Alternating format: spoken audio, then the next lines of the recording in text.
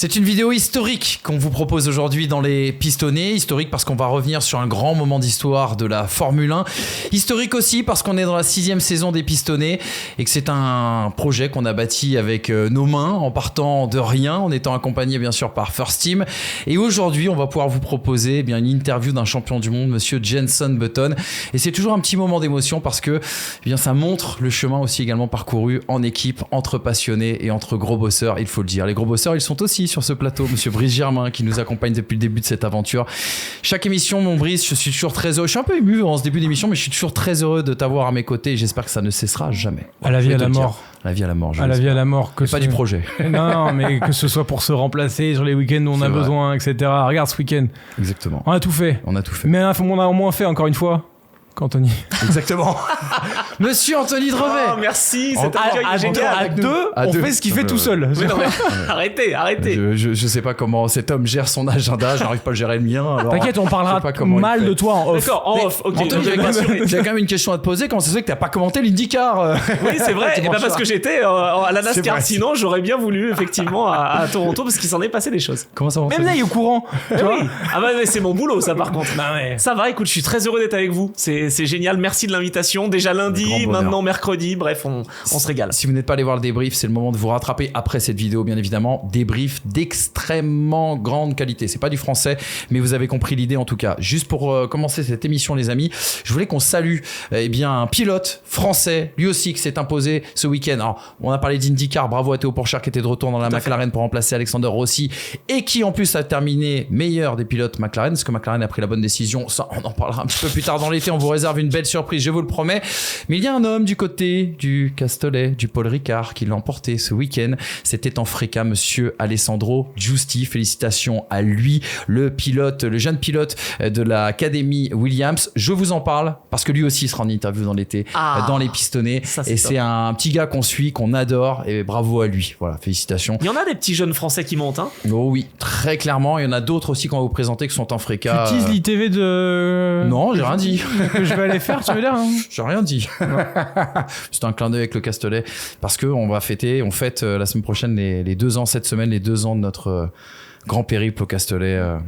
Au Grand Prix de France, le dernier. Arrête, je vais pleurer.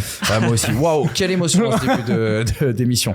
Les gars, on va avoir une émission très chargée. On va revenir sur un moment d'histoire, je l'ai dit, l'épopée Brown GP. Interview de Jenson Button, on a réussi à le rencontrer. On a pris de ses nouvelles parce que oui, Jenson court encore. Et ce sera l'occasion de parler de la discipline dans laquelle il évolue, le WEC, un championnat du monde d'endurance qui connaît une nouvelle ère, peut-être un nouvel âge d'or. Et on aura l'occasion d'en parler aussi avec un spécialiste, monsieur Anthony Drevet. Perdons pas de temps, il y a beaucoup de choses à dire comme d'habitude. Petit jingle, mon Léo, et on rentre tout de suite dans le débat. Brown GP, vous étiez peut-être trop jeune, vous n'étiez peut-être pas amoureux de la Formule 1, ou bien sûr la Formule 1 n'a aucun secret pour vous, et donc la page d'histoire de la F1 qu'on va ouvrir aujourd'hui va vous rappeler, va vous donner une certaine nostalgie, peut-être représente une petite Madeleine de Proust. Est-ce que Brown GP représente le plus grand exploit de l'histoire de la F1? C'est la question qu'on a décidé de se poser aujourd'hui. Petite remise en situation pour ceux qui n'avaient pas suivi ce chapitre. 2006-2008, Honda F1 2006 rachète l'écurie Barr qui avait été fondée par Jacques Villeneuve. Jacques Villeneuve nous en avait parlé de cette aventure justement en interview il y a quelques années, émission à retrouver sur HM FTS. Honda rachète Barr et c'est un véritable fiasco. Honda met énormément d'argent, n'aura jamais de résultats et à la fin 2008, il y a ce qu'on appelle à l'époque la crise des subprimes, une crise économique mondiale qui touche les constructeurs et Honda, de ce fait, décide de se retirer de la Formule 1. Malheureusement pour eux, juste avant, quelques mois avant, Honda avait mis les bouchées doubles avec un homme qui était à la tête notamment de la direction technique de cette écurie, Ross Brawn, qui avait connu beaucoup de succès par le passé avec Ferrari, et un ingénieur japonais. Imagine un concept qui sera révolutionnaire, le concept du double diffuseur. À l'intersaison 2029, donc après avoir découvert et développé ce double diffuseur, Honda se retire. À ce moment-là, Brawn, accompagné de plusieurs salariés justement d'Honda, rachète pour £1 symbolique l'écurie donc au constructeur Honda. Ils n'ont alors pas de moyens, ils n'ont alors pas de sponsor. Ils baissent drastiquement le salaire, notamment des pilotes. Ils vont couper aussi également de moitié l'effectif qui travaille autour de cette auto. Bernie Ecclestone, qui est le grand boss de la Formula One à l'époque, veut carrément leur couper les vivres parce qu'ils ont changé de nom et donc il ne veut pas leur donner les droits télé. Je sais que vous rentrerez aussi également dans cet épisode parce qu'il a été largement raconté dans l'excellent documentaire de Keanu Reeves sur Disney Channel concernant cet épisode. Et puis à la fin, il y a cette histoire extraordinaire, une saison d'existence, un titre de champion pilote pour Jenson Button, un titre de champion des constructeurs. Regardez cette feuille statistique complètement folle, une écurie qui, dans sa seule saison d'existence, a réussi à remporter la bagatelle de 8 victoires, 15 podiums en 17 courses et donc 2 titres à l'arrivée. Est-ce que, les gars, Brown GP n'est pas la plus belle histoire, le plus bel exploit de l'histoire de la Formule 1 ? Hey, c'est vrai qu'on peut se poser la question en tout cas, on en parle encore avec émotion. C'est sûr que le début de saison, il a été exceptionnel, c'est-à-dire qu'on les attendait pas et ils ont tout gagné parce qu'il y avait 3 équipes à cette époque-là qui avaient le double diffuseur, donc qui avaient eu vent de cette réglementation technique. Je crois que Ross Brawn était bien informé quand même et puis aidé par le moteur Mercedes, parce qu'à l'époque ils auraient dû, avec cette Honda, avoir le moteur Honda qui était pas le meilleur non plus, donc même en 2009 pas sûr qu'avec le vrai projet ils aient pu aussi bien performer. Là c'était fait de briques et de broc et c'est vrai que sur le déroulement, sur l'exécution, ça a été une belle histoire. Faut pas oublier quand même que Red Bull revenait à grandes enjambées. On a failli passer à côté de cette belle histoire. Exactement. Brice, on a vu ensemble cette série justement de Disney Channel produite et présentée par Keanu Reeves sur l'aventure Brown GP. Je vais trahir un secret, mais je pense que on est des garçons suffisamment intelligents pour pouvoir exprimer nos émotions. C'est un doc et une histoire qui t'a fait chialer. Ouais, parce que le storytelling était bien foutu. Mais oui, parce qu'au final, il y avait tout dans cette histoire d'un truc complètement fou et d'un truc qu'on n'aurait pas osé imaginer dans un monde où si tu n'as pas l'argent, tu ne peux pas le faire. C'est, je pense, un des derniers triomphes des idées Brown GP. Parce que cette idée, elle vient pas d'énormément de travail en soufflerie, elle vient pas d'investissement sur des centaines d'ingénieurs, elle vient d'un mec qui est récent et qui est nouveau chez Honda et qui dit si on fait ça en lisant le règlement de cette manière-là, on va pouvoir gagner tout ça. Tout le monde se dit ouais, testons-le, mais de toute façon dans tous les cas on met la clé sur la porte. Sauf que Ross Brawn, lui, derrière, a su repérer cette idée, l'a conservée et a mis une claque aux essais hivernaux à absolument tout le monde à ce moment-là. Et je pense que c'est en fait cette narration-là du fait que la F1, de par ses pilotes, de par son accessibilité et de par le fait que pour gagner il en faut, ne nécessite que de l'argent. Brown GP t'a expliqué que non. Certes, il a fallu plus qu'un pound symbolique pour avoir l'écurie, il a fallu payer les salaires derrière, mais on part d'une écurie qui commence sans sponsor, qui a une voiture toute blanche, qui en plus de ça sort de 2 saisons cataclysmiques. Et ils ont 2 pilotes qui sont pas des champions du monde matériel, hein, je veux dire. Non, on se pose même la question de savoir si Jenson Button est encore un bon pilote au début de la saison 2009. Parce qu'il a qu'une seule victoire à ce moment-là. Mais enfin, Brown GP, c'est l'archétype de l'écurie qui aurait dû faire une HRT, une Caterham, une Manor, une Marussia, tout ce que vous voulez. Mais il y a eu une idée. Et cette idée aussi combinée avec le fait qu'on n'a pas 24 Grands Prix, une idée qu'il va falloir copier, bien copier, et qu'il va falloir comprendre, elle a permis sur, à minima jusqu'à l'été, il y a eu une victoire, je crois, de Sébastien Vettel en Chine. Mais dans des conditions difficiles, il me semble. Oui, mais pas liées à la performance. Mais sinon, elle a permis à Jenson Button de prendre cette avance qui a fondu comme neige au soleil après sur la seconde partie de saison. À tel point d'ailleurs que Barrichello finit pas 2 du championnat. Oui, bien sûr. Mais rappelez-vous du Brésil et de la pression qu'on met sur Barrichello et sur Button et de ce fameux samedi soir du Brésil où Button fait des qualifications très mauvaises et en fait il parle avec son père, il se détend, il essaye de reprendre son calme et au final c'est là que le dimanche il va aller asseoir son titre. Mais je me rappelle que les télévisions brésiliennes qui étaient pour Barrichello avaient été mettre des escabeaux devant l'entrée du restaurant pour qu'il passe sous l'échelle pour lui porter malheur. Ça j'avais pas ça. Ouais, mais c'est très brésilien dans le style. Non mais c'est incroyable et la télé filme ça et c'est la télé qui organise ça et derrière ils reprennent l'escabeau et ils le remettent à l'endroit où la voiture va passer avec John Button et Jenson Button. C'est un storytelling fou parce qu'au final c'est celui qui va Barrichello en face et celui qui doit récupérer ce que Massa a perdu l'année d'avant en 2008, parce qu'on se dit tous que Massa c'est le contender absolu en 2009 et au final la Ferrari n'est pas là. Pire, Massa va être blessé. En plus. Pire, Massa à partir de la Hongrie il ne va plus être là. On va le revoir apparaître, je crois, au Grand Prix du Brésil en train d'abaisser le drapeau d'Ami avec une énorme cicatrice sur l'arcade. Mais sinon, voilà, en fait cette saison-là, Ouais, saison fou. Ouais, en fait il y a un storytelling émouvant. Et puis pour Jenson Button, qui est un talent, qui passait par, je sais pas si c'était encore Benetton à l'époque, c'était déjà Renault. Si, il a commencé chez Benetton avant d'aller chez Renault. C'était Renault en 2002, mais c'était... Il commence en 2001.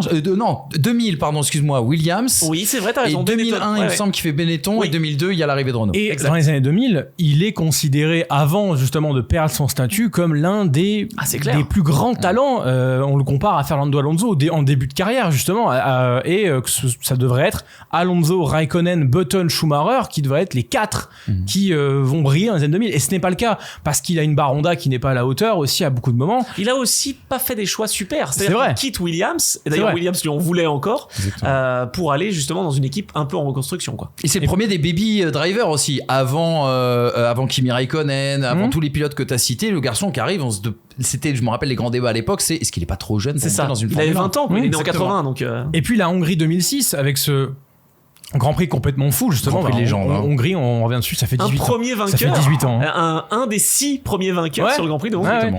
Et à partir de là, on se dit c'est lancé, sauf qu'il aura jamais la voiture. Et quand il a la voiture, on l'a dénigré parce que, oui, la Braun, c'est normal que tu sois champion du monde. Non, c'est pas normal. La voiture a été dominante 8 courses, mais il a battu un 2 fois vice-champion du monde dans la personne de Rubens Barrichello. C'est pas n'importe quoi non plus. Il avait montré quand même de belles choses parce que 2004, il a pas la chance d'avoir la meilleure voiture comme Schumacher a pu l'avoir, mais il était bon avec cette barre. Donc il avait quand même des fulgurances, j'allais dire, mais là 2009, je suis d'accord avec toi, il va le chercher le titre. On remonte le fil de l'histoire et on revient justement au moment où Jenson Button monte pour la première fois dans la voiture. Je disais tout à l'heure, vous allez avoir une interview de Jenson Button dans quelques instants. Et on a eu l'occasion, alors on a eu 2 passages avec Jenson Button, parce que vous savez c'est très timé les interviews, vous verrez on a 10 minutes tout à l'heure à vous proposer, et derrière on s'est plutôt bien entendu, donc du coup il nous a livré du off, et là on a pu parler F1 sans détour. Et regardez ce qu'il nous dit justement, ce qu'il nous a dit, c'était en mars dernier quand on a rencontré Jenson Button au Qatar à Losail. Il me disait, la première fois que je suis monté dans la voiture à Barcelone, j'étais juste soulagé d'avoir un job en F1. J'ai fait quelques tours chronométrés, et quand je suis rentré, j'ai dit à Andrew Chauvelin, qui était à l'époque son ingénieur de piste, que je n'étais pas ravi du comportement de la voiture. Il m'a regardé en rigolant et m'a dit qu'on était les plus rapides. Je pensais qu'il blaguait ou qu'il ne voulait pas me casser le moral, alors qu'on était déjà 4 ou 5 dixièmes plus rapides que tout le monde. On a travaillé alors sur les réglages pour améliorer ce qui ne me plaisait pas, et quand nous avons repris la piste, on a collé presque 1 seconde à la concurrence, et là j'ai compris que c'était pas vraiment une blague. Autre déclaration, c'est Ross Brown aux médias canadiens, pole position en octobre 2023 lors de la sortie de la série, qui dit celui-là. Hein? Oui, c'est vrai. C'est nos cousins canadiens. On salue le Canada, d'ailleurs, je sais que vous êtes nombreux à nous regarder. Gagne à max. C'est traduit forcément. C'est exactement ça en plus. Ross Brown qui disait donc à ce média canadien, Jenson a terminé toutes les courses de la saison 2009 sauf Spa. Heureusement, car nous n'avions pas de budget pour réparer les voitures. Nous étions Brown GP et je vivais en permanence avec l'équipe sur le podium comme à la taverne. Notre 3e châssis n'est arrivé qu'à Monaco, qui était la 5e course de la saison. Au printemps, en me baladant dans nos ateliers, j'ai découvert que dans la confusion de la vente, Honda avait oublié à l'usine des freins, des embrayages, des suspensions et des ailerons neufs. Un miracle qui nous a permis de survivre tout au long de la saison. C'est quand même énorme parce que ça veut dire que tu ajoutes au fait que ce soit une petite équipe le fait de ne pas pouvoir casser. C'est ça. Parce que ça, c'est Alex Tagliani qui le disait. Il me le disait pas à moi, mais il le disait à l'époque en IndyCar.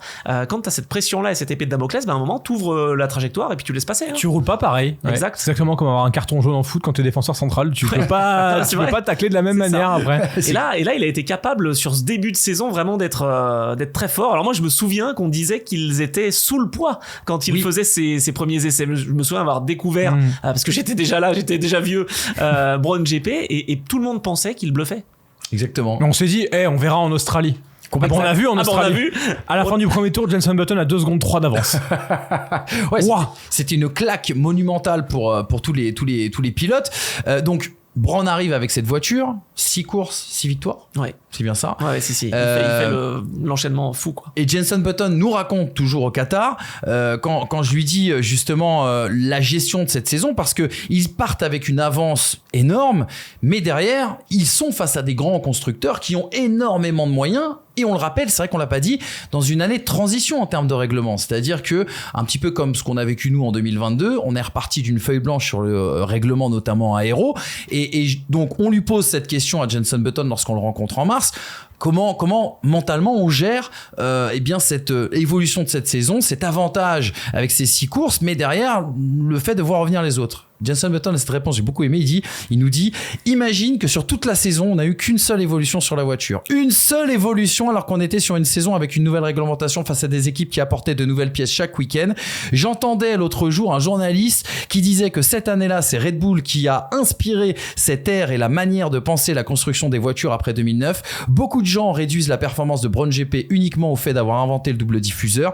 C'est un tout, de l'aileron avant au train arrière, cette voiture a révolutionné son époque. Tu disais tout à l'heure, Anthony, et à juste titre, que cette voiture était propulsée par un moteur Mercedes qui était très intéressant, bien plus intéressant en tout cas que le moteur Honda à l'époque, mais c'était pas du tout prévu non plus d'intégrer ce moteur Mercedes dans ce châssis Brown GP. En vrai, quand on remonte le fil de cette histoire, il y avait tout pour se casser la gueule et tout s'est bien goupillé. Comment tu construis une équipe en apprenant 2 mois avant que tu intègres un moteur qui est pas prévu et que tu connais pas les plans? C'est de fait de bric et de broc.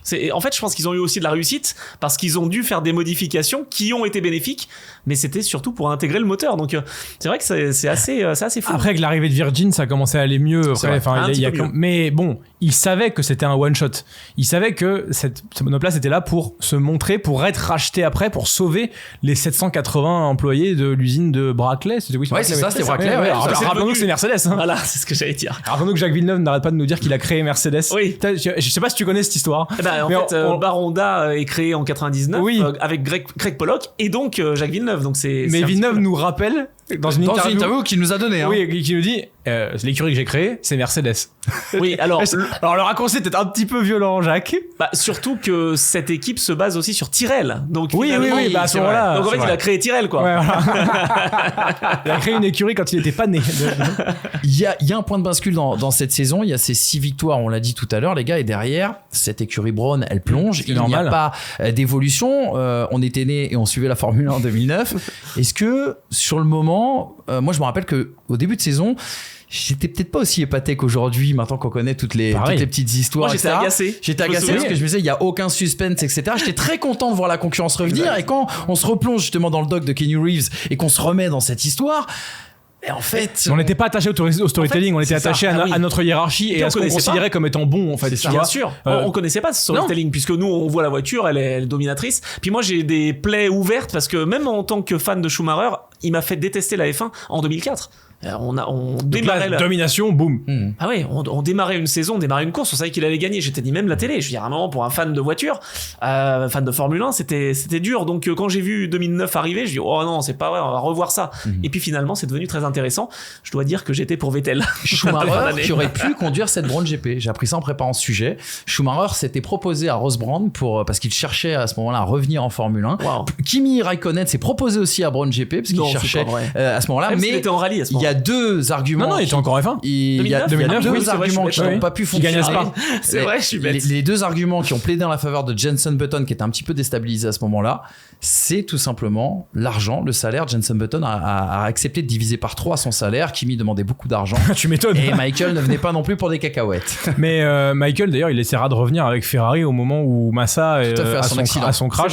Il fera des tests à Fiorano et au final, ils choisissent avec vraiment beaucoup de vista Luca Badoer pour Spa, qui termine dernier pendant que Raikkonen gagne. Et après, ils choisiront Fisichella, puisque Fisichella fait P2 avec la Force India. Avec la Force India, après avoir fait la pole. C'est vrai. Et il ne gagne pas Fisichella pour un élément, et on va pouvoir revenir aussi dessus pour Brown GP, c'est que la Ferrari était équipée du Kers. La Force India ne l'était pas, et la Brown Grand Prix non plus. Et si tu peux que l'avantage de 60 chevaux, alors pardon, si tu peux réexpliquer aux gens qui n'ont pas suivi cette époque, qu'est-ce que c'était le Kers à l'époque? Le Kers, alors ou en français SREC, parce que Jean-Louis Moncey passait son temps à dire SREC parce que c'est le système de récupération d'énergie cinétique. Voilà. Kinetic Energetic Recuperation System. Vous avez ça, par exemple, c'est un système qu'on a découvert en Formule 1, vous avez ça dans votre trottinette électrique aujourd'hui. Quand vous freinez fort, ça recharge votre batterie. En gros, sur les freins, vous avez une sorte de dynamo qui récupère de l'énergie, et à partir de ça, vous aviez 60 chevaux en plus pendant 6 secondes par tour. Sauf que c'était pas comme le DRS avec des zones spécifiques, c'était un bouton, vous appuyez dessus. C'était une sorte de push to pass. Oui, mais sauf que tout le monde ne l'avait pas. Oui, c'est ça. Mais en fait, il y a des écuries comme BMW par exemple qui avaient je crois, les moyens de le développer, mais qui ne l'avaient pas mis, ou je sais plus, c'est Toyota ou BMW. Toyota, je crois. C'est Toyota, Parce que- Et qui avait dit, parce en que fait, c'est Williams trop l'avait. lourd. Mais c'est trop. Ah oui, mais il Parce avait dit qu'ils aussi, l'ont c'est trop lourd. revendu, ils ont revendu après une licence. Williams s'est engouffré dedans. Pas Mais Toyota. t'avais un choix à faire sur l'apport du Kers et le poids que ça amenait à ta C'est vrai, monoplace. c'est vrai. Et pour le coup, Brown Grand Prix. Ils se sont pas posé la question. Il n'y avait pas de question à se poser. À ce moment-là, encore une fois, ils avaient une voiture, c'était déjà bien. mais encore une fois, ils avaient cet inconvénient-là. Je me demande si Red Bull l'avait pas amené en cours de saison. C'est possible. Si, si, si, si, je crois. Je crois que c'est ça. Mais en Ils l'avaient attendant- pas au début. Et le double diffuseur aussi, je crois qu'il y a eu une histoire où en fait, Oui, c'est certaines pas eux qui équipes l'ont. ont Ouais. amené en cours de saison. Mais quand tu prends, enfin, en fait, t'avais des avantages pistes qui étaient dus à ça. T'as été dû à ce push-là qu'ils avaient. Par exemple, à Spa, ceux qui avaient le car, c'était incroyable dans le raidillon. Ah bah oui. Comparé C'est aux ce qui autres. explique cette victoire de Oui, Raikkonen. parce qu'au final, la Ferrari n'a pas eu tout le meilleur rythme à Spa en 2009. Et C'est la force ninja. Fisichella, il termine à 1 seconde de Raikkonen. Fisichella, c'est un peu, si vous me pardonnez, le Pérez des années 2000, je trouve. C'est un très très très bon pilote, excellent pilote dans des écuries de seconde zone.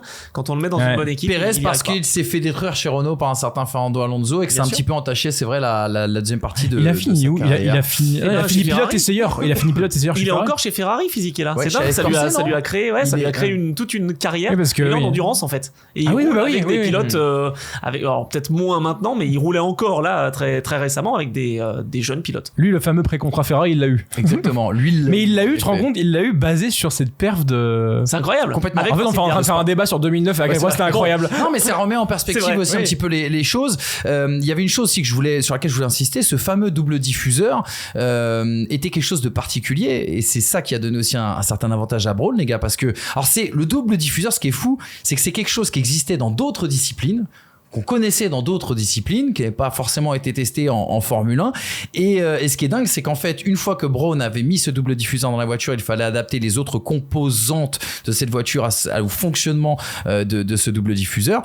Mais par contre, c'est pas une pièce qu'on pouvait amener ou difficilement Eh oui. amener en cours de saison. Et c'est pour Il ça. fallait changer toute l'architecture de la voiture. C'est Ah ce oui, qu'a parce fait que c'est entre guillemets amené avec le fond plat, enfin avec toute l'architecture du châssis de Et la ça voiture. coûtait aussi, mine de rien. Oui. Donc certaines équipes se sont dit, bon, on va le faire pour 2010. Ouais, mais... Ah non, évidemment. On parlait d'histoire extraordinaire, les gars, avec ce manque de moyens et d'histoire humaine. Je crois que c'est là-dessus qu'on va terminer et refermer ce débat sur Braun GP. Ron Meadows, qui dit à motorsport.com, c'était au mois de mars 2024, on fêtait les 15... Oula, où je suis très 15 mauvais. 15 Oui, ans, c'est oui, 15 ans. 2009, hein. Voilà, exactement. Ron Meadows dit... C'est vieux, hein. Pour vous expliquer la situation, vous, chez vous, de Braun GP et du fonctionnement en interne. Il dit, on avait un problème concernant les ravitaillements en carburant. On rappelle que en Australie, les arrêts sont catastrophiques et qu'à l'époque, on pouvait bien sûr ravitailler en carburant. Il dit, notre ravitailleur habituel, donc celui qui bossait les années précédentes avec Honda, avait quitté l'équipe dans le cadre des licenciements. Nous voulions le garder, mais il avait décidé de partir pour devenir plombier. Après Melbourne, on a réalisé qu'il fallait faire des changements. Je l'ai appelé et il est venu pour les dimanches. Il prenait l'avion le samedi soir, il faisait les ravitaillements, puis immédiatement après la course, il rentrait chez lui pour reprendre son Putain, boulot de c'est plombier. Anthony. Oui, moi, je le fais sans avion. Il fait tout. C'est énormissime quand même. Ah, moi, je suis plombier la semaine. Hein. Mais cette F1-là, les gars, elle n'existera plus jamais. Je sais pas, mais en tout cas, ce qui est rigolo, et je viens d'y penser grâce à vous, c'est un peu la transmission de ce que faisait Tyrrell. En fait, Tyrrell, Ouais. avec les voitures à 6 roues, avec C'est vrai, t'as raison. les voitures à double fond, plat, etc. Enfin, et ben, on était parfaitement dans l'héritage. Tu vois, j'y pense là en évoquant Braun GP. Ouais, on reverra plus ça, non, parce que c'est trop cadré maintenant. En fait, on a des réglementations qui sont maintenant connues de tout le monde. Moi, je le regrette un peu, mais bon, après, faut aller avec son temps. As a fait aussi des débuts de Tony Truant. Tu vois, si je peux faire un petit parallèle. Voilà, 2016, c'était un peu comme ça. C'est une équipe briatoresque. C'est vrai ça. C'est un Benetton des temps modernes, un petit peu sur les débuts de Benetton, avec mais on va se débrouiller. Alors, visiblement, c'était plus légal, ce qu'ils faisaient. Enfin, pas selon Luca Di Montezemolo. Bah oui, mais forcément. il l'a encore ici. Hein. Ah oui, Luca Di Montezemolo, il a passé 1 an avant toutes les caméras à dire It's cheating. Ah oui, parce qu'il l'avait pas. cheating. Bah Sinon, ça aurait été bon. Mais au point quand même où Braun GP a quand même provoqué une réunion ça a créé le conseil des écuries là, je sais Oui, pas comment- complètement. comment on appelle ça J'ai un trou de mémoire. Mais le FOTA. La FOTA. Et c'est le truc qui a fait que les écuries se sont dit non mais le championnat de Formule 1 on le laisse de côté, on va créer notre propre truc. C'est vrai. Pendant 3-4 mois ça a été On a parlé d'un championnat parallèle. C'est oui, vrai. et on s'est dit 2010 la F1 sous Bernie Ecclestone, c'est terminé.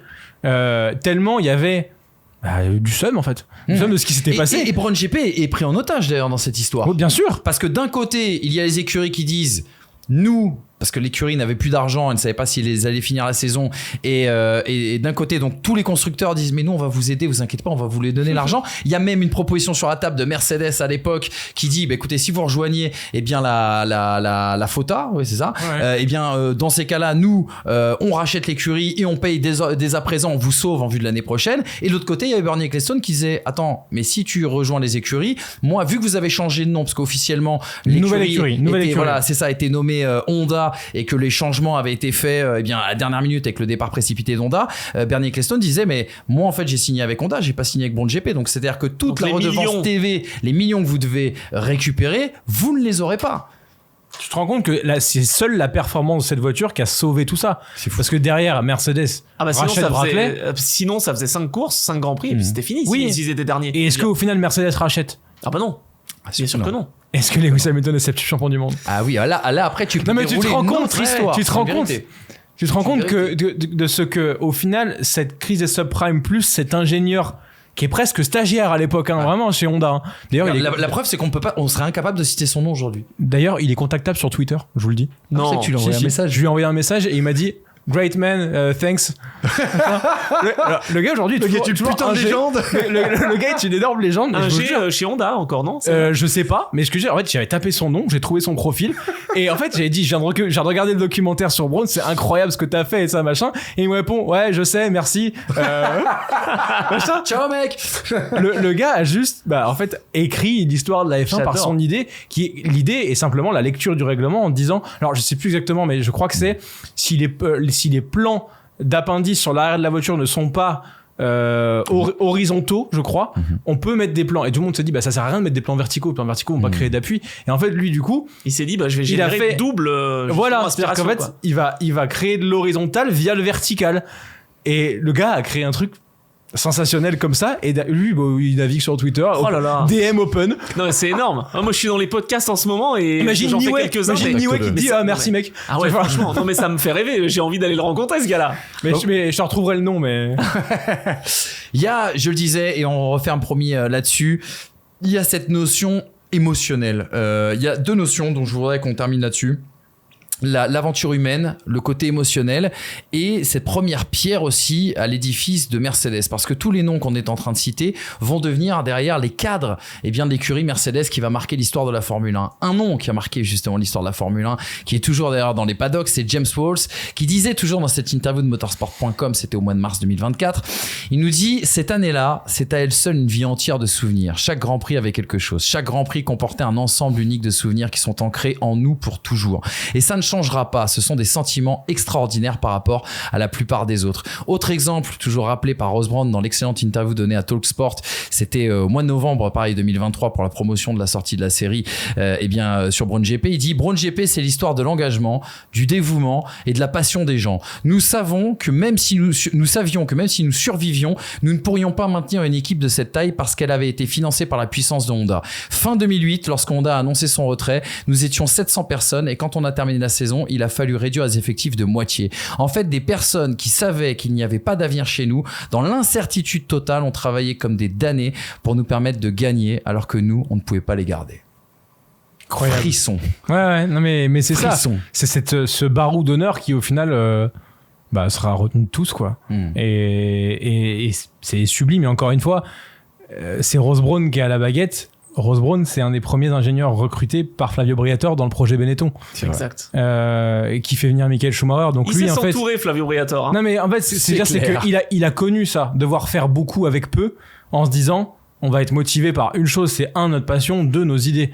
Comme on n'a pas de pétrole, on a des idées. C'est clair. En fait, c'était un peu ça avec Ross Brawn. Et au final, c'est peut-être pour ça que c'est lui qui aujourd'hui est à la réglementation. C'est de se dire, je suis à la FIA, je n'ai pas l'argent des écuries et pourtant il va falloir que je pense la F1 de demain. Et lui, avec Benetton, il a pensé la F1 de demain, pas forcément toujours légal. Et en 2009, il a pensé la F1 de demain en 2009 avec tout ce qu'il a mis en place de ce qu'il avait à récupérer d'Honda, qui travaillait d'arrache-pied en ayant abandonné cette saison 2008. Aussi au niveau de la livrée d'ailleurs, parce que Oh, c'est vrai Oh qu'on là peut là, en parler. Affirmative. My Earth's Dream. Alors, je sais pas mais tout ce qu'ils sont en allés blanc chercher. ou en noir, c'était cata. Ah ouais.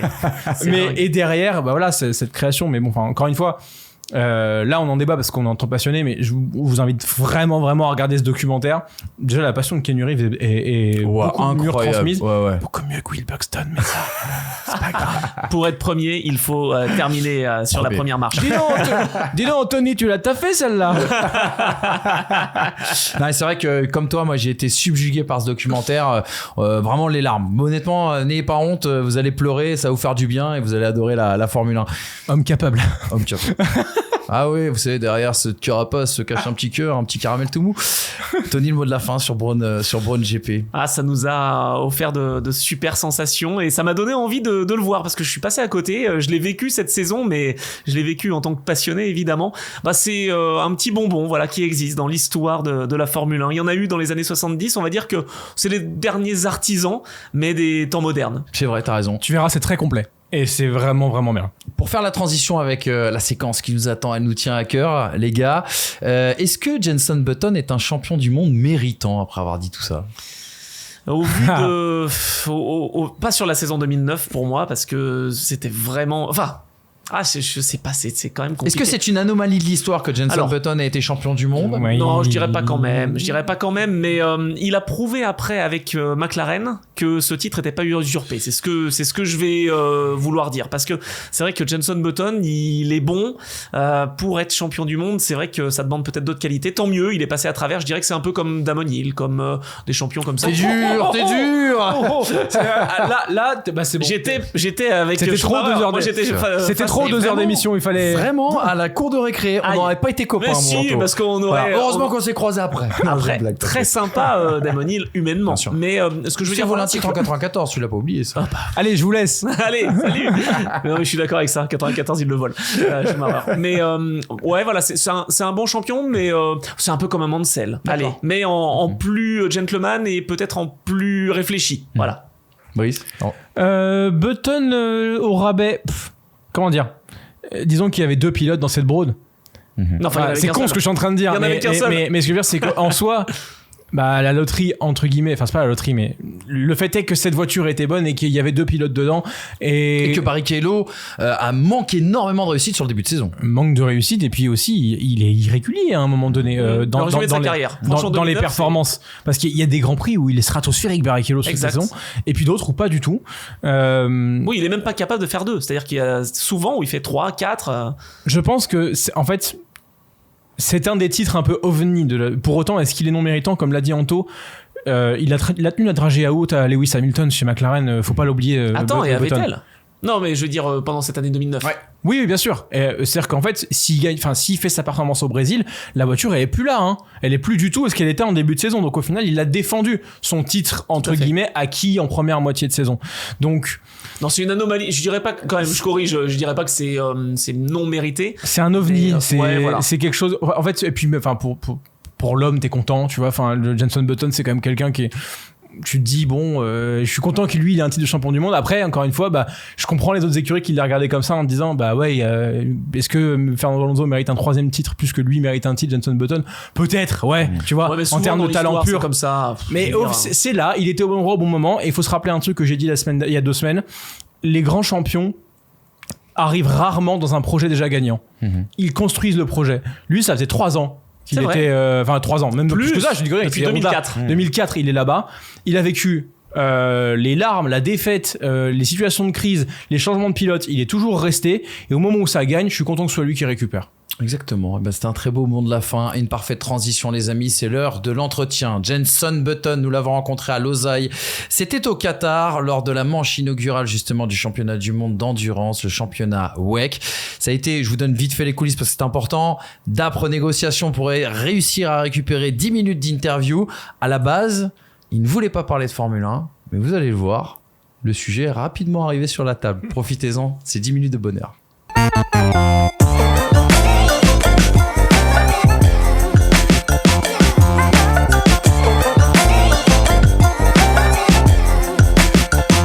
Let me get a drink quick. So Jenson, since your retirement from Formula One, we saw you everywhere. Super GT in Japan, WEC, IMSA, NASCAR. Where did you have the most fun, in fact? Wow, good question. All the different series that I've raced have had, positives and negatives. Mm-hmm. I loved racing in Japan, loved the culture, the racing is fabulous. NASCAR is something so different to what I'm used to. So not something that I jump in and it's natural to me, but it's a big learning curve, which is also quite fun. And IMSA, racing at Daytona, the 24 is what I've always wanted to do in endurance racing. There's the big ones, there's Daytona, there's Le Mans, obviously. So to get a podium at Daytona was pretty special. But for me, to have a whole season in WEC, it's where I want to be. I want to spend the whole year learning and improving myself and getting the best out of myself. Whereas when you're jumping in for one race, it doesn't happen. So this is a much nicer place to be. It feels like it's my car that I'm jumping into rather than someone else's. Okay. What still motivates you to be behind the wheel? Nothing changes. You always, I think, as a racing driver, you always feel motivated when there's a new challenge. And I did 17 years in F1, and then as you said, I jumped around a little bit in different categories. But it's the competition, it's the want to win. It's also wanting to be better, wanting to learn. And this is all kind of new to me. I've raced endurance before, but as I said, not for a full season in such a competitive category. There's a lot to learn in terms of the technology as well. So it's a big learning curve. And you probably don't learn as easily as in your 40s as you do in sort of your 20s, but it's been good. I feel like I have a good understanding of where the car is.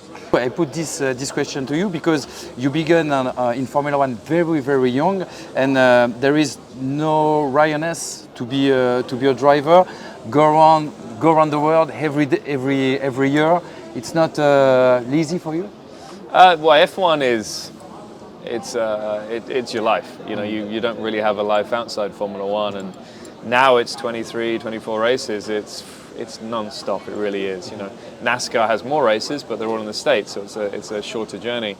Whereas most of ours are outside of Europe, and a lot of the drivers live in Europe. So there's a lot of traveling, and very, very tough on the guys. You have people like Max Verstappen, who's in the best car and driving better than anyone, and he's even saying it's too much. I can't see me having a massively long career in F1. So it's on the limit of being too much, I think. I think in endurance racing, having 8 races, it's nice. I think it's a good balance.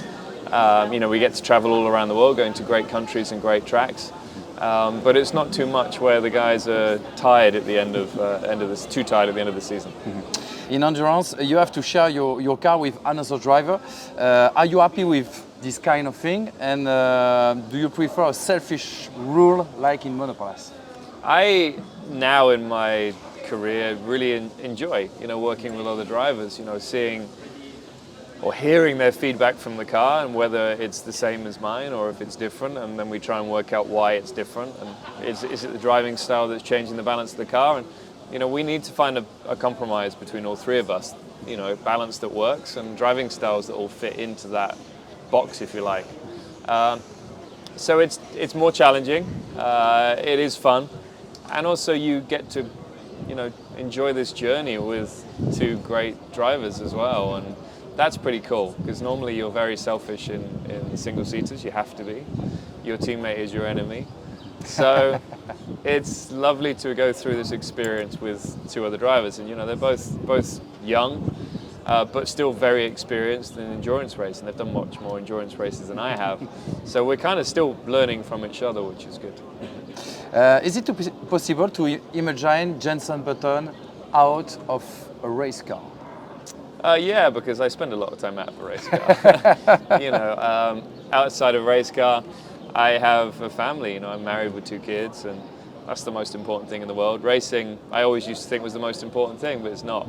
It's a great job, and for me now it's more of a hobby than a job, and it puts me in a great position because I'm a lot more relaxed when I go racing. I put a lot less pressure on myself. I've got nothing to prove, so I go out there and enjoy myself, but it doesn't take away from the fact that I always want to do the best I possibly can. What about the Triple Crown? It could be a challenge, an objective for you? No, I have no interest in Indy cars. Racing on ovals, it's not for me. You know, I've got a lot of respect for drivers that do, but you know, at this point in my career, no. I know what I like. I know what works for me, and ovals isn't that right now. A few months ago, we announced to press the arrival of Sebastian Vettel in Jota. Why it didn't happen, and did you try to convince him to come in Jota? You're asking the wrong person. You need to ask Sebastian Vettel or Sam from the team. So I'm the wrong person to ask. But the important thing is for me that I'm here in the team, and I love working with them. You know, it's such a good team. They're such a proper racing team. They go out to win. You know, everyone wants to win, obviously, but this is a pure out-and-out racing team. So it attracts great drivers. It really does. And I think you can see that by all the practices, how competitive we've been. It's such a big team effort. These guys know what they're doing. It's very impressive. It's like a mini F1 team within the team. What did you feel, and what's your impression about your Formula One title 40 years ago? 15 years ago. 50. Yeah. I thought you said 40 years ago. I'm not that old. But, no, 40. This is my French accent. 15 years on, it's obviously a long time. We all think, where has the time gone? It disappears rapidly as you get older. But yeah, I mean, it was lovely working on the documentary with Keanu Reeves because it brings back so many memories. And you know, you go through life and you forget certain things, and even some of the good times you forget. So to try and remember those moments was pretty special. And watching the documentary back, you know, it brings back all the highs, lows, and then the massive high at the end when we won the championship. So it's yeah, I thought it was a great documentary. I thought Keanu Reeves did a good job.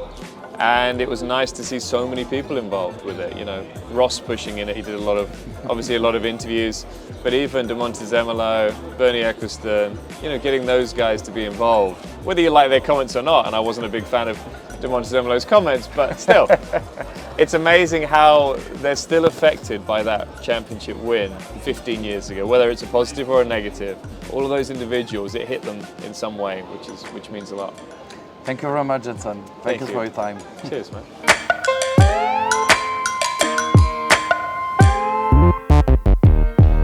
Voilà les amis pour cet entretien avec Jenson Button. Encore une fois, on aurait aimé avoir beaucoup plus de minutes. On vous a exhumé une petite discussion qu'on a eue avec Jenson Button où on a parlé exclusivement de Formule 1. L'idée c'était de dégrossir et de prendre des nouvelles de Jenson Button. Je voulais remercier bien sûr toute l'organisation du WEC qui nous a permis de vous ramener ces images et de vous proposer ce moment. Et un remerciement tout à fait spécial pour notre ami Kezia Percy et toutes les équipes de Comeover qui ont rendu tout ça possible et qui ont aidé les pistonnés. On n'est pas peu fiers de vous proposer encore un champion du monde. C'est pas le premier qu'on vous propose bien sûr dans les pistonnés. Le trait d'union est tout fait, mon cher Anthony, parce qu'on va parler d'une saison historique et d'une discipline qui a le vent en poupe, c'est le WEC. Avant de rentrer dans le vif du sujet de cette saison 2024, tu as, toi notamment, décidé bien t'intéresser à cette discipline avec un super podcast. Ouais, c'est vrai. Alors super. Moi je te le dis parce que j'écoute. Bon, d'accord. Endurance Club. Donc on a lancé ça avec un collègue et on revient toutes les semaines sur le monde de l'endurance en général. Ça peut être le WEC, ça peut être l'endurance européenne, l'European Le Mans Series, ouais. Ça peut être le championnat américain, l'IMSA. Ouais. Donc voilà, tout ce qui touche à l'endurance, on s'y intéresse avec quand même un regard de spécialiste, de passionné sur, on va dire, entre 45 minutes et 1 heure. Moi, ce que j'aime surtout, c'est qu'on présente des personnages aussi, et des personnages qui ont fait soit la grande histoire de l'endurance, mais aussi des personnages qui sont de l'ombre, parce que l'endurance, pour essayer de vulgariser, éduquer, ce serait peut-être un peu fort, mais l'endurance, on a parlé d'une histoire humaine tout à l'heure avec Braun GP, quand on va sur un événement d'endurance, l'humain est omniprésent. Là où l'humain, justement, recule un petit peu en Formule 1, en endurance, il prend tout son sens. Ah, c'est clair. Et puis, là, ça rejoint mon deuxième projet podcast. Voilà, ça y est, je fais ma promo. Vas-y, c'est l'occasion. Trajectoire, c'est la rencontre, justement. L'humain, moi, c'est quelque chose qui me tient à cœur. Je suis passionné, vous êtes passionné, donc ça tombe bien, on était fait pour s'entendre, j'allais dire. Et c'est vrai que c'est important de mettre en lumière pas que le pilote, mais aussi les ingés, les mécaniciens et tous les personnages qui peuvent permettre justement d'aller jusqu'à la victoire. Et en endurance, c'est tellement des histoires d'humains. J'ai eu l'occasion de m'entretenir avec Thierry Boutsen, qui est passé par la F1 et par l'endurance, Benoît Tréluyer, enfin voilà, et encore bien d'autres. Et c'est vrai que on se rend compte vraiment qu'une carrière, ça se joue à rien du tout. Et là, en championnat du monde d'endurance, on voit que dans une nouvelle ère, les humains sont très importants, les pilotes, les mécaniciens, les team managers, et c'est une saison de fou. Exactement, une saison de malade, on va justement en parler. Est-ce que le WEC, alors pour encore une fois, et tu l'as très bien fait, vulgariser les choses, il y a différentes compétitions aujourd'hui autour de l'endurance. Les 3 principales sont bien sûr le WEC, qui est le championnat du monde avec 8 manches, notamment cette saison. On a l'IMSA aussi, qui est le championnat du monde d'endurance aux États-Unis. Oui, parce que américain, on va dire ça comme ça. Et puis bien sûr le LMS avec la partie européenne. On rappelle que c'est pas les mêmes catégories qui évoluent en WEC et en ELMS, je vais y arriver. C'est assez nouveau finalement parce que cette année en championnat du monde d'endurance de la FIA, donc le fameux WEC, on a des constructeurs qui sont arrivés en nombre dans la catégorie hypercar, donc la plus grande catégorie. Les prototypes quoi. Pour les plus anciens, c'était le LMP1. Voilà, c'est ça. En gros, pour faire simple. Et donc, ces prototypes-là, qui sont les meilleures voitures pour aller gagner les 24 heures du Mans, qui est un peu le joyau de ce championnat WEC, eh bien, ils sont venus nombreux. Il y a Alpine, il y a Lamborghini, t'as Peugeot, Porsche, Ferrari, Cadillac, bref, beaucoup. J'en ai oublié, Isota Fraschini et bien d'autres. Et il fallait faire de la place. Et donc, la catégorie intermédiaire, un peu notre Formule 2 en endurance, le LMP2, est donc devenu finalement simplement en Europe et en IMSA. Donc sur ces catégories-là, il est aussi ce LMP2 en ASIAN, Le Mans Series. Donc il y a vraiment plusieurs championnats d'endurance un peu partout dans le monde.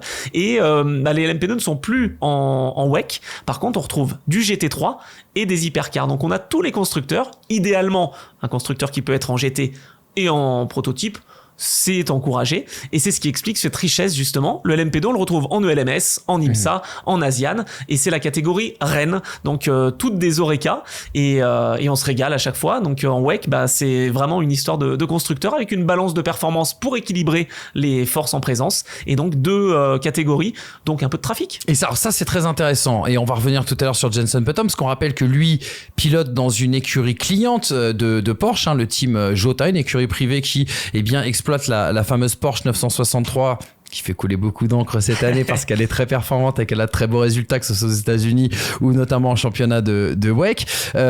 Justement, c'était quelque chose d'intéressant, la BOP. Il faut préciser tout ça parce que l'esprit de l'endurance et du WEC est notamment très différent de la Formule 1. La Formule 1, on a un règlement qui est très très strict où on peut pas faire ce qu'on veut et ce règlement est censé justement niveler les performances de toutes ces autos. L'esprit de l'endurance est tout autre, c'est-à-dire qu'on est beaucoup plus libre de faire ce qu'on veut en termes de châssis, en termes de motorisation, en termes d'hybridation aussi. Par contre, on a avant chaque course des constantes qui vont être maîtrisées pour permettre à ces voitures de rouler en paquet. C'est un petit peu ça. On a un régulateur en fait qui se dit, un législateur qui se dit bon, on veut autant laisser de chance à Toyota qu'à Peugeot par exemple, et donc ils n'ont pas la même philosophie de voiture, ils ont pris des chemins différents. On a cette hypercar, cette catégorie, cette grande catégorie hypercar, mais à l'intérieur on y met un petit peu ce qu'on veut. C'est un laboratoire en fait, l'endurance. Les 24 heures du Mans se sont créées en 1923 pour cette raison-là aussi. C'était un petit peu un salon de l'auto à ciel ouvert. On a eu beaucoup d'innovations d'ailleurs, les phares anti-brouillard qui sont sur les voitures, les freins à disque, vraiment plein de choses, j'en cite comme ça, mais il y en a tellement, et tu as raison de le dire. Donc en fait, autant Porsche fait sa 963 que Isota Fraschini va développer sa voiture avec Duquesne notamment qui exploite le châssis. Constructeur français. Exact, ils font partie de ces constructeurs. Il y a Ligier aussi qui est impliqué, Oreca qui sont là pour générer des châssis, et donc pour permettre d'avoir autant de chance, ou quasiment selon le travail qui est effectué, on se dit on va rajouter un petit peu de poids, on va en enlever quelques-uns, on va pouvoir avoir une bride peut-être un peu moins importante, je parle en GT, on va pouvoir avoir différentes choses sur lesquelles agir pour pouvoir avoir sa chance. Donc ça c'est assez intéressant, et c'est très bien fait parce qu'on a plusieurs vainqueurs différents cette année. Exactement, une saison extraordinaire. On a commencé au Qatar avec un triplé Porsche, notamment avec la victoire de la numéro 6, la Porsche officielle. Il y avait déjà une Jota, le team de Jenson Button qui était monté aussi également sur le podium. Du côté de Imola, la deuxième manche, on se rappelle que Ferrari a complètement cafouillé sa stratégie et que Toyota, qui était au fond du trou a réussi une masterclass grâce notamment à Nyck De Vries et Kamui Kobayashi. De là, on est parti à Spa où c'est une écurie cliente qui s'est imposée, une autre Porsche. Historique, tout à fait. Une Porsche de l'équipe Jota. Tout à fait. Et en fait, ça faisait tellement longtemps. On a relancé le championnat du monde pour refaire un petit point. Le championnat du monde, c'est en 2012 qu'il se relance, qu'il naît de ses cendres. Mais il y en avait un qui existait avec Schumacher notamment qui a roulé, Wendlinger, Frenzen, Jean-Louis Schlesser et bien d'autres, hein, évidemment. Martin Brundle qui est maintenant à la télé anglaise. Et ce championnat-là, il avait aussi des constructeurs, Jaguar, Porsche, etc. Et Porsche, en 90, s'était imposé avec une équipe privée. Et bien justement, quelques années plus tard, on retrouve Jota qui gagne. Ça, c'était vraiment historique et ça prouve que cette balance de performance est très bonne. Exactement. Ferrari qui l'emporte au Mans, dans une course qui a été indécise quand même jusqu'à 10 minutes de l'arrivée. Ouais, j'abuse, mais c'est à peu près ça, quoi. On n'était pas loin quand même. Non, ce qui est dingue, c'est que Ferrari, tu vois, c'est pour y revenir, ils ont 2 victoires au Mans. Super. Sauf qu'en championnat du monde d'endurance, ils n'ont que 2 victoires. C'est vrai. C'est 2 victoires au Mans. On rappelle que les points sont doublés au Mans, hein, par rapport au... Parce qu'en fait, généralement, les courses se passent sur des temps de 6 heures, en tout cas sur le championnat du monde de WEC d'endurance. Et bien sûr, vu que ça dure 24 heures au Mans, on a décidé quand même de doubler le barème, ce qui est tout à fait normal. C'est clair. Il y a aussi les 8 heures de Bahreïn en fin de saison. Mais on est globalement sur une durée de 6 heures. C'est vrai que c'est bien que tu le précises parce que en Europe, par exemple, on est sur une durée de 4 heures. Voilà, on a des échelles justement dans la pyramide de l'endurance. Aux États-Unis, on a des courses de 2h40, de 6 heures, de 24 heures, par exemple, les 24 heures Daytona qu'on a eu le plaisir de commenter. C'est vrai, ensemble, en début de saison, t'as raison. Oui. Quand même, faut le dire. Et en fait, c'est vrai qu'en WEC, justement, avec ce double point aux 24 heures du Mans, Ferrari fait bonne figure au championnat. Je dirais quand même que c'est Porsche qui est vraiment au-dessus. Là, clairement, cette année, ils sont un petit peu en train d'oublier la concurrence, même si Toyota est toujours là. Alors justement, c'est ce que j'allais dire. Cette saison, elle est historiquement serrée. Porsche semble avoir la meilleure voiture, même si la BOP vient bien sûr remodeler la hiérarchie avant chaque course.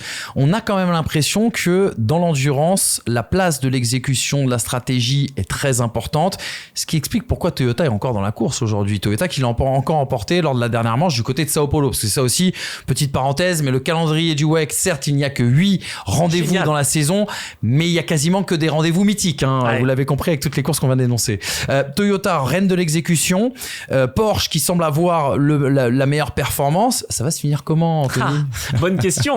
Pour l'instant, la Porsche numéro 6 avec un Français d'ailleurs, Kevin Estre, qui nous régale à chaque fois. Il y a aussi Lorenz Vanthoor, bien sûr, qu'il faut pas oublier dans cette aventure, et André Lotterer.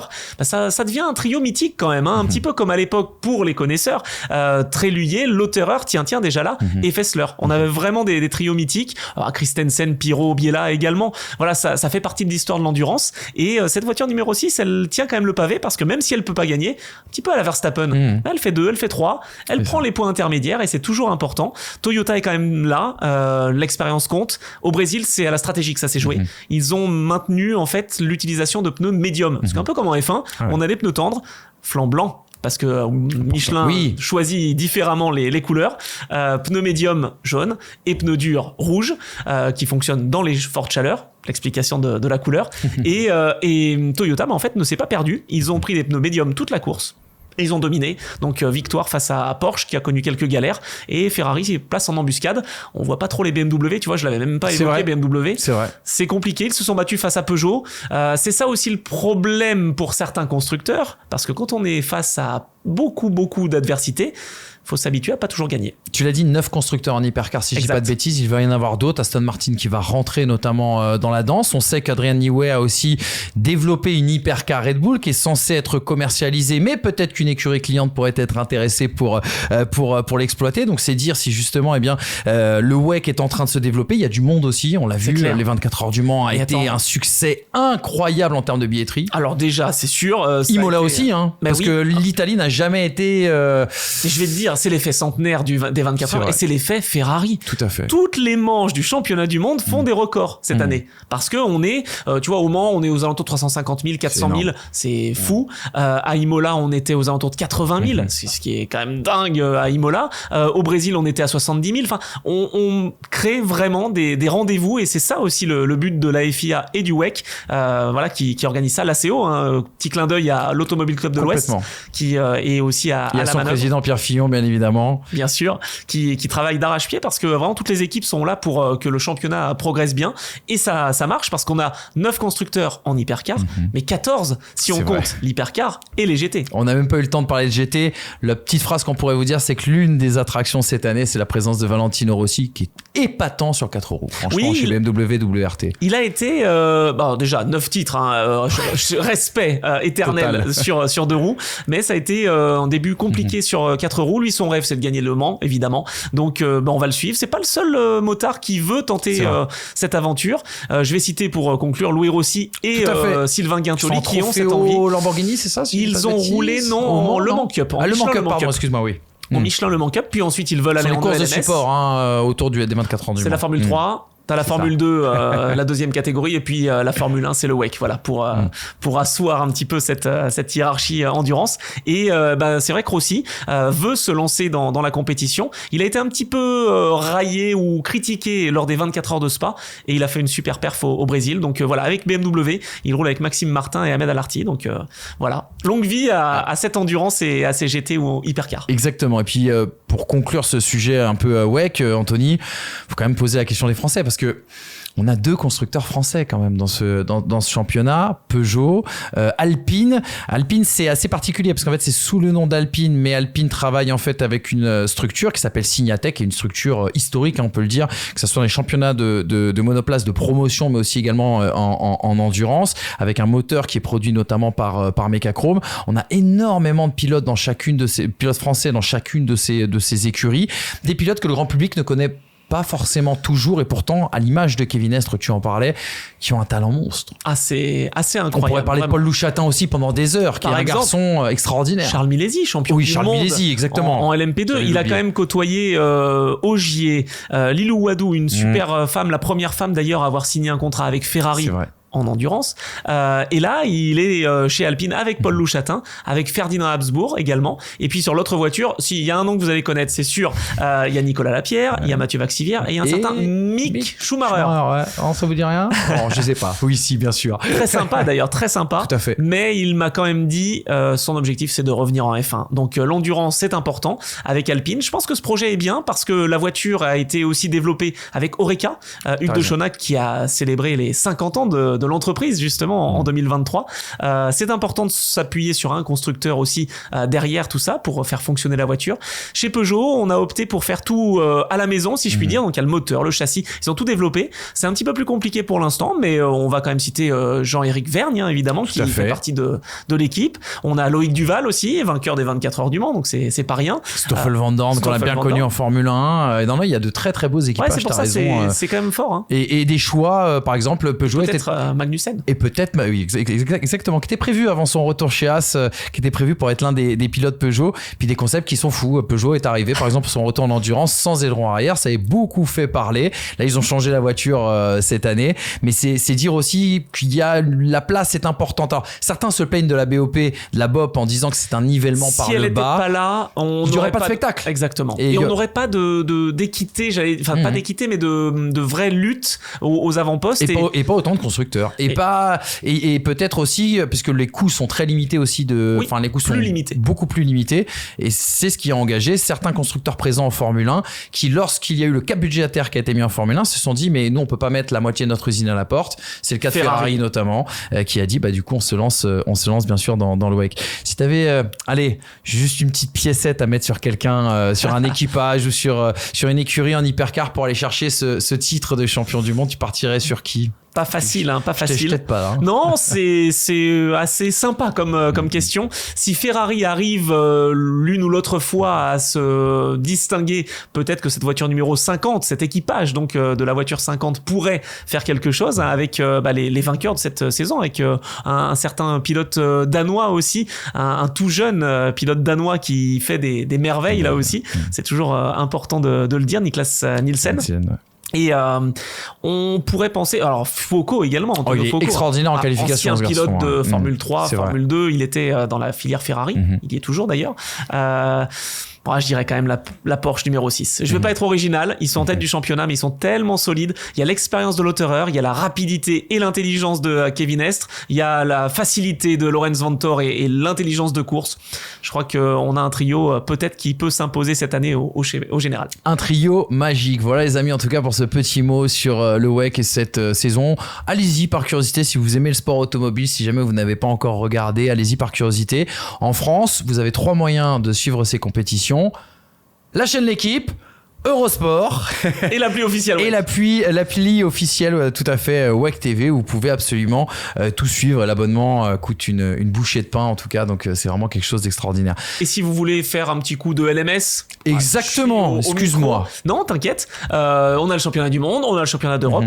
Je dis ça parce que c'est sur YouTube et c'est gratuit. Tout à fait. Et puis on a oublié de dire qu'une grande partie de l'IMSA est aussi à retrouver sur Automoto, la chaîne. Voilà, on aura été complet. Anthony, merci beaucoup pour cette semaine extraordinaire. Merci à toi. On se revoit très très vite. Longue vie à tes podcasts. Si tu peux nous rappeler d'ailleurs une dernière fois le nom de ce podcast. Alors il y a Trajectoire qui s'intéresse vraiment à l'humain et je vais à la rencontre des personnalités du sport en général, donc disponible sur toutes les plateformes, pas sur YouTube parce que je ne filme pas, je fais des podcasts et donc j'enregistre des voix. Il y a de belles surprises à la rentrée avec un certain pilote de rallye, Jean R. J'en dirai pas plus. Ça me dit rien, voilà. Bizarre. J'irai voir quand même pour être sûr. Et l'Endurance Club, c'est pareil sur toutes les plateformes avec mon collègue Geoffroy Barre. Voilà. Exactement. Eh bien, le mot est passé. Si vous voulez aller encore un petit peu plus loin, n'hésitez pas à le faire. Et puis, moi, je fais aussi de la pub à des copains. Troisième relais, qui est un podcast aussi assez intéressant sur l'endurance avec mon grand copain Guillaume Nedelec, Monsieur Gabi Aubry, Franck Paradiso. Bref, voilà, que du beau monde. Donc, c'est important pour nous de faire cette petite page. J'espère que vous avez apprécié cette vidéo cette semaine. N'oubliez pas que Spa nous attend. C'est maintenant, dans quelques jours, ce sera le dernier rendez-vous avant la trêve. Prendre un peu de repos, un peu de recul, mais cette saison de F1 est extraordinaire, cette saison de sport automobile est vraiment enivrante. N'oubliez pas que, comme d'habitude, si vous voulez pas nous voir, vous pouvez nous écouter, ça se passe en podcast sur toutes les plateformes. Merci à First Team de nous soutenir depuis le début et l'histoire n'est pas prête de s'arrêter, je vous le dis. Bisous les amis, à très vite, ciao.